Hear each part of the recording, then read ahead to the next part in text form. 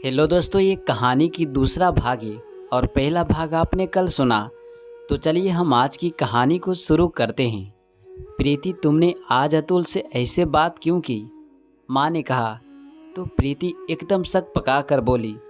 माँ ने जब बाहर से आते ही प्रीति की क्लास ली, तब प्रीति जानबूझकर उसकी डांट से बचने के लिए किचन की तरफ चाय बनाने को मुड़ी ही थी।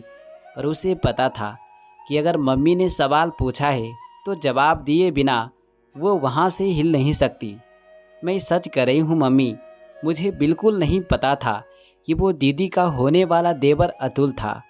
मुझे लगा कि या तो दीदी ने कुछ ऑनलाइन मंगवाया होगा और या फिर ऐसे ही कोई ऐरा गैरा चला आया होगा, तो मैंने उसे दरवाजे से ही चलता कर दिया। अब मुझे क्या पता था कि अशोक अंकल जी ने जानबूझकर अतुल को भेजा था ताकि वो मुझसे वंदना दीदी से मिल ले।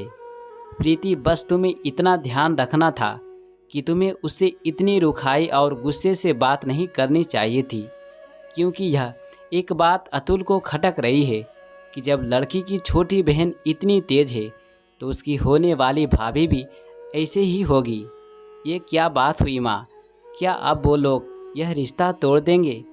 प्रीति एकदम रुआंसी होकर बोली। तो माँ ने हंसते हुए कहा, अरे नहीं पगली, बल्कि उसे तो बेसन और हल्दी का फेस पैक लगी हुई लड़की बहुत अच्छी लगी। भले ही उसने तुम्हारा असली चेहरा नहीं देखा, लेकिन इस पीले रंग से पुती पुताई लड़की उसे पसंद आ गई। अब प्रीति को समझ में नहीं आ रहा था कि भला उसने ऐसा क्या जादू कर दिया अतुल पर जो वो उसका दीवाना हो गया। उसे तो लगा था कि अतुल भी अन्य लड़कों की तरह उसकी बड़ी बहन वंदना को देखने आया होगा।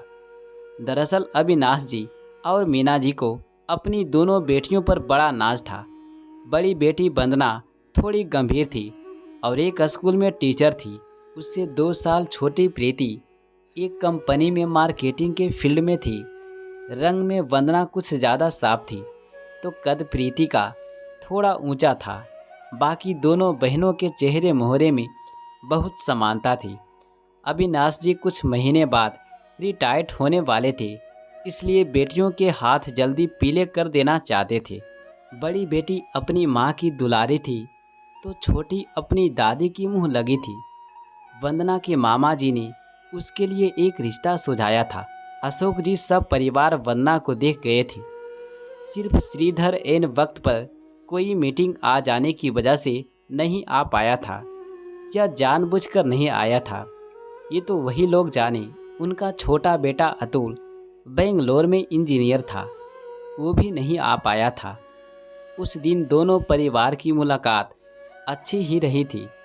अशोक जी और उनकी पत्नी सुनीता जी उन्हें ज़मीनी लोग लगे, क्योंकि उनके स्वभाव में कोई दिखावा नहीं था।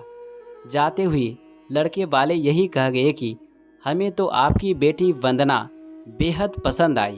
अब श्रीधर और वंदना भी एक दूसरे से मिल ले तो बात बिल्कुल पक्की समझिए। उनके जाते ही गुस्से से फट पड़ी प्रीति। अब ये क्या बात हुई कि इन वक्त पर लड़के की मीटिंग निकल आई और वो नहीं आ पाया। पापा, मुझे तो लग रहा है कि वो जानबूझकर नहीं आया होगा ताकि बाद में उसकी आड़ लेकर लड़के वाले इस रिश्ते को मना कर सके या दहेज की रकम बढ़ा सके। शांत हो जाओ मेरे भीमसेन, उन लोगों की तरफ से दहेज की कोई मांग नहीं है। हो सकता है श्रीधर व्यस्तता की वजह से ना आ पाया हो। दादी ने अपनी लाडली पोती का गुस्सा शांत करने की कोशिश करते हुए कहा। प्रीति चुप तो हो गई, पर उसके मन में यह सवाल अब भी था कि दीदी को देखने लड़का क्यों नहीं आया। खैर, परिवार अच्छा था और चूंकि रिश्ता माँ के दूर के रिश्ते के मामा ने सुझाया था, इसलिए माँ थोड़ी अस्वस्थ लग रही थी और उस दिन की सभा ये कहते हुए बर्खास्त कर दी गई कि अब अगले इतवार को जब लड़का खुद लड़की देखने आएगा, तब वंदना का साज श्रृंगार कैसा होगा, उसे क्या खिलाया पिलाया जाएगा, कैसे इम्प्रेस किया जाएगा, वगैरह वगैरह। ऐसी बातें प्रीति को बिल्कुल पसंद नहीं आती थी जिसमें दिखावा हो, पर अभी उसका कुछ भी बोलना किसी को पसंद नहीं आता। इसलिए वो चुप ही रही। बहरहाल शाम को जब लड़के वाले आने वाले थे, उसके पहले धीरे से वंदना ने राज खोला कि मम्मी पापा और दादी, आप सबको एक बात बतानी है कि कल दोपहर में मैं श्रीधर से मिल चुकी हूँ।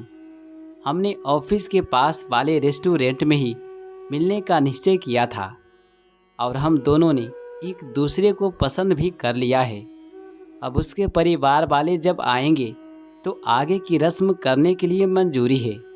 यह सुनकर मम्मी पापा और दादी को तो आश्चर्य मिश्रित खुशी हुई। दादी ने ताली बजाते हुए कहा, लो यह भी खूब रही। पर प्रीति ने अपना सिर पीट लिया। ओहो, हाउ स्टूपिड आई एल। अगले ही पल में माँ से पूछा, ओहो मम्मी, ये सब क्या गड़बड़ झाला है, कुछ समझ नहीं आ रहा है। और कल जो आप कह रही थी कि अतुल को मैं पसंद आई, तो आपको कैसे पता चला कि अपने चेहरे पर बेसन का फेस पैक लगाई हुई लड़की से वह लड़का शादी करना चाहता है?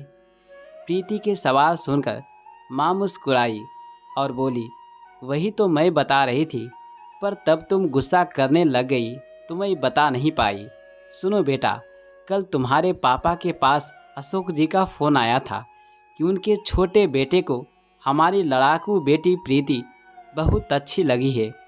अब पापा ने अपना मुंह खोला। तो दोस्तों, तीसरा भाग देखने के लिए हमसे जुड़े रहें और कहानी कैसा लगा प्लीज़ कमेंट के माध्यम से हमें बता दें। चलिए मिलते हैं अगली कहानी में। यहाँ तक बने रहने के लिए आप सभी को दिल से शुक्रिया। Thanks for watching.